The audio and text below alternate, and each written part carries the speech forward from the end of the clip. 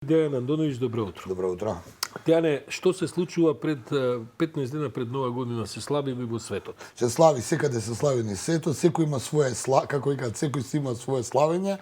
Ние денес ќе анализираме славењето во Северна Кореја, имено тие по повод 10 годишницата од смртта на актуелниот претседател, значи неговиот татко кој исто така дали беше претседател, тие одат од дедо, татко, син, Ким Джонг Ул, 10 години од неговата смрт, Ким Джонг Ун, актуелниот претседател, актуелниот лидер на Северна Кореја, надалеку познат по своите политички потези, забрани, значи прогласи 10-дневна жалост.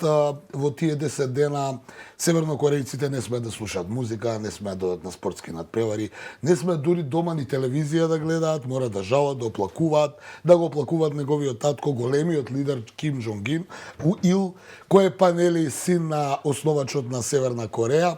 Значи една, би рекол, во најзатворената држава во свет се случува и понатаму се случуваат тие чудни работи во денешно време, ипак сме 21 век. Оваа држава е затворена, актуелниот лидер и натаму се обидува да ја држи цврсто и покрај тоа што земјата е на раб на глад.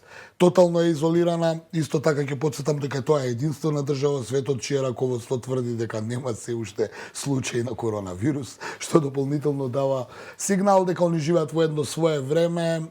Ако земеме во предвид што дека сме IT генерации каде што сме живееле во некој социјализам, во некој не поистоветува западњаците дека сме биле во некаков сличен, да кажеме, политички систем.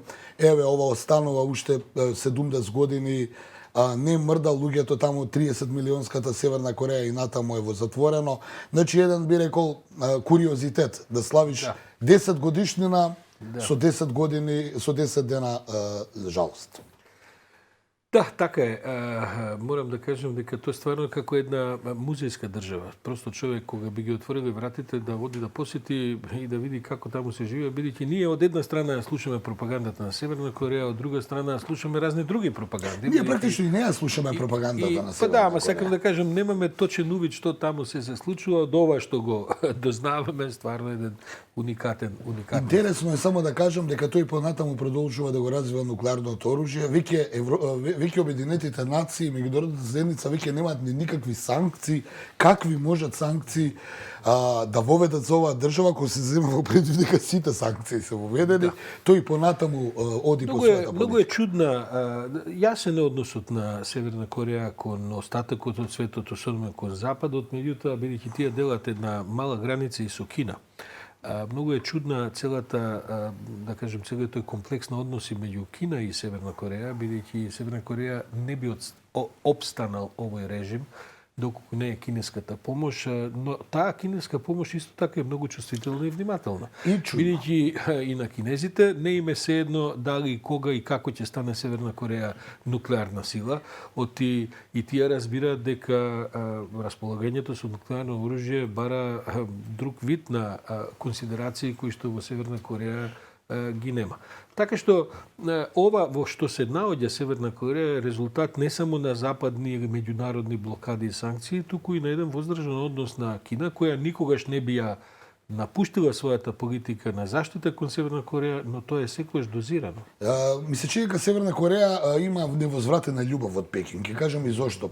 Кога изби Корејската војна во 1951 година, тогашниот лидер Ким Джонг Ил, Ким Ил Сунг, уствари се извинувам, Ким Ил Сунг, се обиде да се спротистави на меѓународната заедница, на Обединетите нации, претходно во Втора светска војна да ги избрка јапонците, од таму јапонците ја држаа Кореја, Корејскиот полуостров, и единствено со тогашниот лидер Мао Цетунг има заедничко да ги избркаат јапонците. Тие инаку меѓу себе и немаат некои добри релации, бидејќи Северна Кореја нема добри односи, ниту со Кина немаше. Меѓутоа, поради сојузништвото се обиде да има некаков прозорец кон светот. Тогаш, за да им се додвори на кинезите, се замери покрај со Западот, се замери и со Русија, нешто што е некаков вид на куриозитет, и така остана изолирана држава до денеска. На друга страна, еве анализите велат дека додека Северна Кореја ставаше бомби и го плашеше својот народ и народот околу свет, кинезите покажа кажа дека еднопартискиот систем може да направи економско чудо и економски бум. Сега Северна Кореја се обидува да и се додвори на Кина, но Кина, како што и ти самиот рече, многу внимателна кога се однесува политиката кон Северна Кореја, бидејќи дури и Кина е свесна дека овој комунизам кој се спроведува и покрај тоа што тоа не е комунизам, тоа е нешто сосема друго, е толку многу ретрограден да може да влијае и врз една Кина. Да, па тоа се работи за една класична диктатура, класична диктатура. Едно семејство кое секојаш е персонифицирано. Но само сакам да докажам дека Кина покажа денеска дека еднопартискиот систем може да оди напред, наспроти она што го правеше Северна Кореја, која не успеа поради незините елити се такви какви што се, сакајќи да доминираат во својата држава, државата ја фрлија многу векови на нас. Дејан Андоновиќ, благодарам за овој меѓународен брифинг.